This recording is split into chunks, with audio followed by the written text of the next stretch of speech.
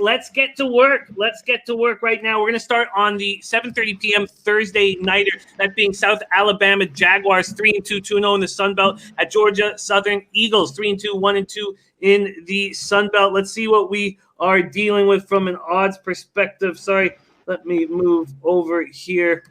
Get this rolling. All right. First off, South Alabama coming off their second straight win, 38-14 at home over the Louisiana Monroe Warhawks.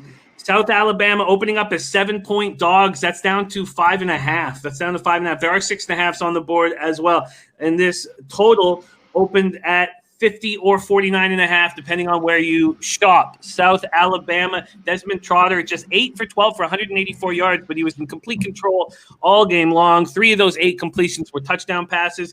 They have lost the last 6 of 7 on the road. Going into Georgia Southern, coming off 28-14 loss at Coastal Carolina. Shea Werts had a terrible game, just 7 for 20 for 92 yards and 2 picks. Georgia uses a triple option, averages 248.8 yards rushing a game, and have won 6 straight home games. Noli knows the Thursday nighter, South Alabama, Georgia Southern. Take it away. Yeah, Gabe, this is a conference I really pay real close attention to. In Georgia Southern, you mentioned it with Shea Werts, senior quarterback that actually went out in the game in the third quarter. He was grabbing his right leg, maybe looked like a hamstring. They really didn't disclose anything. They kind of just threw the backup in there and didn't mention much about it.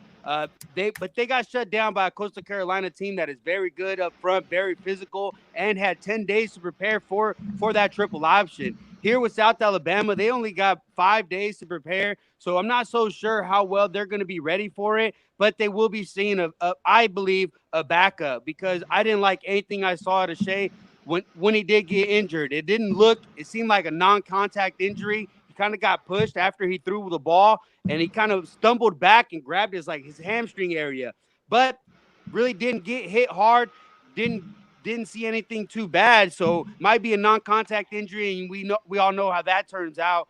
On the other side for South Alabama, I mean, they've been looking pretty good, but against inferior opponents. I mean, their coach is somewhat on a hot seat, third year out there, and they're asking for results. And if they don't get results, he's going to be gone. He's only their second coach ever in their history.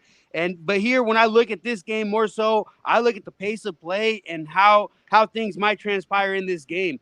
Georgia Southern plays at a very slow pace, 91st out of 101, only 62.2 plays per game. And here, missing their quarterback is going to be a big issue. Their backup, he can run just like Werts can, but he can't throw as well. So that's my big issue here.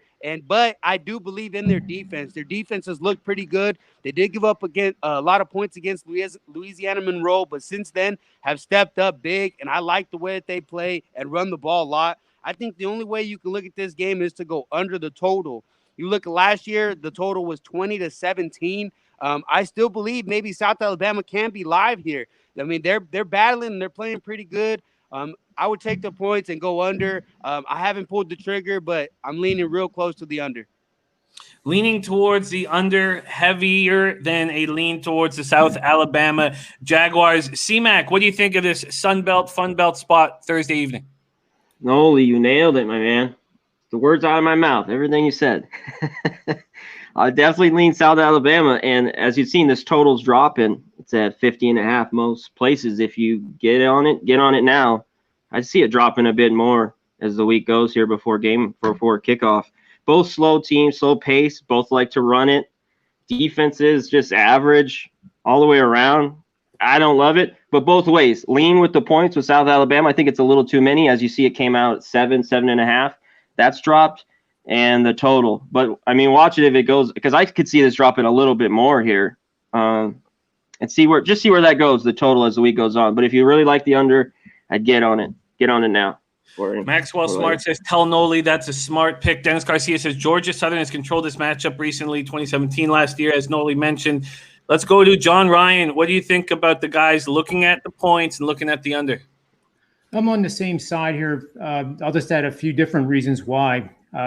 You touched upon one of them, that Georgia Southern 6-0 against South Alabama in the last 6, and it's even more than that. But over those last 6, Georgia Southern has won by 22, 38, 15, 52 as a 5-point dog, by the way, 35. And then last year was the first time it was a close game. And I think what that tells you is that South Alabama has closed the gap that had been there with their opponent, Georgia Southern. The other factor, too, is strength of schedule, which they only had so well defined there. Georgia Southern hasn't played anybody remotely close to any of the opponents that South Alabama has played based on my power ratings. Yeah. And I think, South Alabama is they're playing with 6 years of revenge, and revenge is overrated. But in this case, I think South Alabama is doing well, and they know that they can take them down. I think they will. So everyone leaning towards the points with South Alabama and the under South Alabama. Both teams, the last 5 games, 4 out of 5 have gone over. I mean, under 2. Sorry. Just real quick. Both teams are under teams. There you have it. There is the Thursday nighter that pops off at 7:30 p.m. South Alabama Jaguars, Georgia Southern Eagles.